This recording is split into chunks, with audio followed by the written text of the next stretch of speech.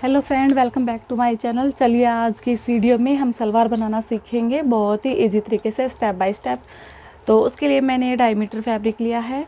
चलिए अब हम अपनी वीडियो को शुरू करते हैं। तो ये देखिए, सबसे पहले हम अपने कपड़े को इस तरह से खोल लेते हैं। खोलने के बाद में अब हम इसको उल्टी तरफ से फोल्ड कर लेंगे। तो ये वाला जो मैं तरीका आपको बता रही हूँ बहुत ही इजी तरीका है। इसे आप आसानी से अपनी सलवार की कटिंग कर सकते हैं। तो ये देखिए, मैंने इस तरह से अपने फैब्रिक को उल्टा कर लिया है, क्योंकि जो हम हमेशा निशान लगाते हैं वो हम उल्टे कपड़े पर ही लगाते हैं, और जो हम निशान लगाते हैं वो हमें कभी भी सीधी साइड नहीं लगानी चाहिए। ठीक है, ये देखिए फ्रेंड्स, सबसे पहले हम ऊपर से अपनी बेल्ट के लिए कपड़ा निकालेंगे। तो मैं इसमें बेल्ट रखूँगी 5 इंच तैयार, तो उसमें हमें 2 इंच एक्स्ट्रा चाहिए है। तो ये मैं 7 इंच की बेल्ट यहाँ से निकाल लेती हूँ। तो ये मैंने 7 इंच के ऊपर इस तरह से एक निशान यहाँ लगा लिया और एक निशान दूसरी तरफ, और इन निशानों को हम आपस में मिला के इनको सीधा कर लेंगे। ठीक है,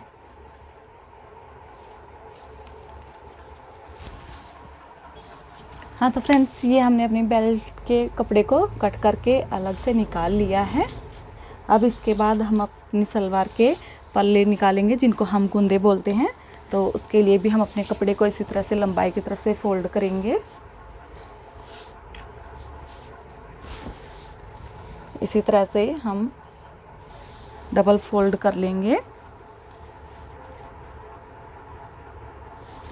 डबल फोल्ड करने के बाद में अब हम 4 फोल्ड करेंगे।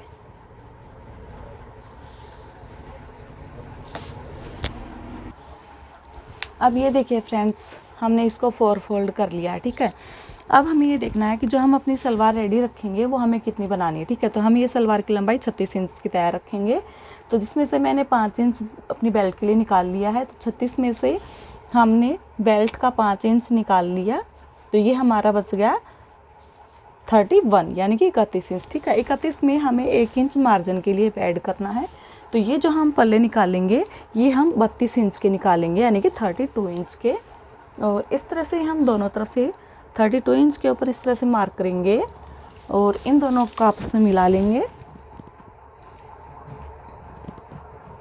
मिला के इनको इस तरह से सीधा करेंगे, और सीधा करने के बाद में अब हम इनकी यहाँ से कटिंग कर लेंगे।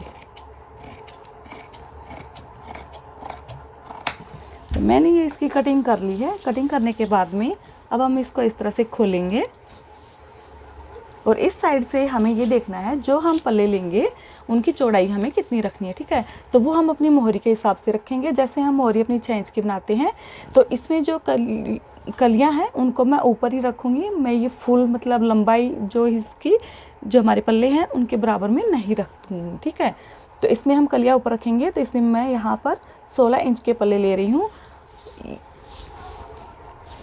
तो 16 इंच पर ही मैंने ये निशाने के इस तरफ लगा लिया है।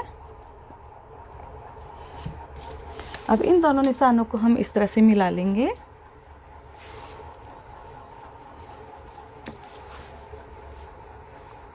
इस तरह से। ठीक है, अब हमें क्या करना है, एक पार्ट में से हमें इसको इस तरह से पकड़ेंगे और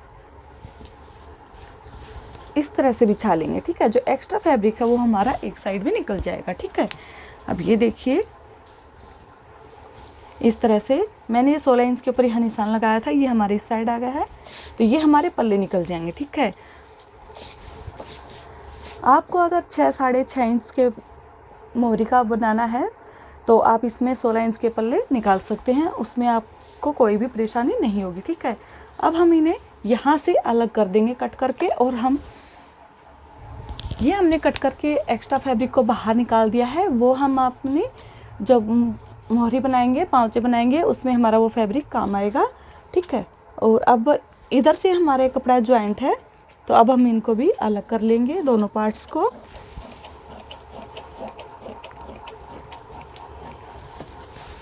हाँ तो फ्रेंड्स, अब ये देखिए बेल्ट और पल्ले की कटिंग हो चुकी है। अब हम अपनी कलियाँ निकालेंगे जो हमारा बचा हुआ फैब्रिक है उसमें से, ठीक है। तो ये हमारा बचा हुआ फैब्रिक है। इस फैब्रिक को अब तक हमने इस तरह से लंबाई की तरफ से इसको फोल्ड किया था, लेकिन अब हम जो हमारा बचा हुआ फैब्रिक है इसको हम इस तरह से चौड़ाई की तरफ से फोल्ड करेंगे और इसकी कटिंग करेंगे, जिससे जो हमारी सलवार है वो हैवी बन के तैयार हो जाएगी। ओके, इस तरह से। हाँ तो फ्रेंड्स, अब ये देखिए मैंने इस कपड़े को अर्ज की तरफ से फोल्ड कर लिया है, ठीक है। फोल्ड करने के बाद में अब हम यहाँ से सबसे पहले जो हमारे पल्ले हैं, जैसे कि हमने जो पल्ले लिए थे वो 32 इंच के निकाले हैं, ठीक है। तो मैं उसमें जो हमारी कलियाँ हैं उनको हम 3 इंच ऊपर रखेंगे, ठीक है। तो मैं उसमें यहाँ पर इस तरह से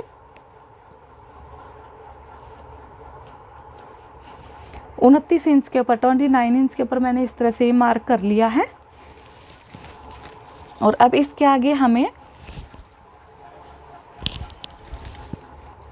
अब ये देखिए इसके आगे हम अपना आसन का निशान लगाएंगे। तो ये हम 9.5 इंच के ऊपर इस तरह से निशान लगा लेती हूँ आसन के लिए। और यहाँ से अंदर की तरफ 1 इंच के ऊपर मैंने इस तरह से निशान लगा लिया है अंदर की तरफ। ओके, अब हमें दूसरी साइड पर भी हमें इसी तरह से निशान लगाने हैं। अब ये देखिए फ्रेंड्स, दूसरी तरफ से भी हमने ऊपर से 9.5 इंच के ऊपर इस तरह से निशान लगा लिया है और 1 इंच अंदर की तरफ। और उसके नीचे हमारी जितनी भी लंबाई हमने इस साइड ली थी 29 इंच पर ही हमने इस तरफ भी इस तरह से निशान लगा लिया, ठीक है। अब हमारा जो ये आसन है इस निशान को हम अपने इस दूसरे निशान से इस तरह से मिला लेंगे।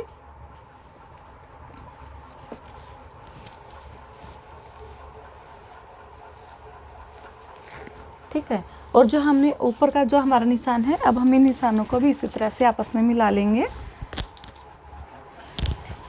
ये देखिए फ्रेंड्स, जैसे अब हमने ये निशान लगाए वैसे अब हमें इसकी कटिंग करनी है। अब हम इनकी इस तरह से कटिंग कर लेंगे।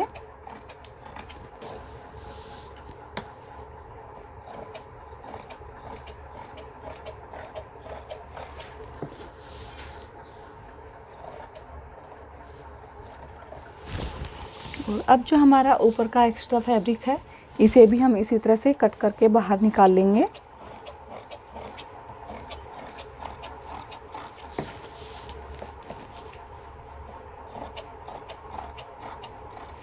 इस तरह से। और अब जो हमारा ये वाला आसन जॉइंट है यहाँ पर हम इस तरह से छोटे कट लगा लेंगे ताकि हमें बाद में आसानी हो। यहाँ पर हमें सिलाई नहीं लगानी पड़ेगी, हम इसे बंद ही रहने देते हैं ऐसे ही। और जो हमारी दूसरी कलियाँ हैं इनको हम बीच में से अलग कर लेंगे। ये हमारा जॉइंट कपड़ा है यहाँ पर इस तरह से। तो ये हमारी 4 कलियाँ निकल चुकी हैं।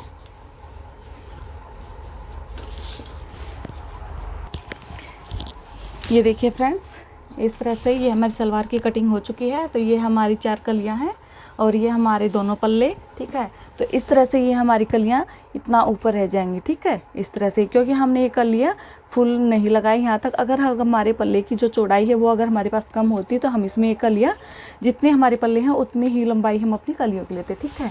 और ये हमारी बेल्ट, ठीक है, बेल्ट की चौड़ाई हम अपनी हिप के अकॉर्डिंग देखेंगे। जितनी हमारी हिप है उसमें हमें 3 इंच एक्स्ट्रा ऐड करना होता है, ठीक है। तो अगर हमारी ये बेल्ट का कपड़ा अगर कम हो तो बचा हुआ जो हमारा फैब्रिक है उसमें से हमें इसके आगे हमें जॉइंट लगाना पड़ता है, ठीक है, जिससे हमारी बेल्ट की लंबाई जितनी हो हम उतनी तैयार बना सके, ठीक है। तो ये हमारी सलवार की कटिंग हो चुकी है इस तरह से फ्रेंड्स। और अगर आप लोगों को मेरी वीडियो अच्छी लगे तो लाइक करना, शेयर करना और सब्सक्राइब करना मत भूलिएगा। Thank you.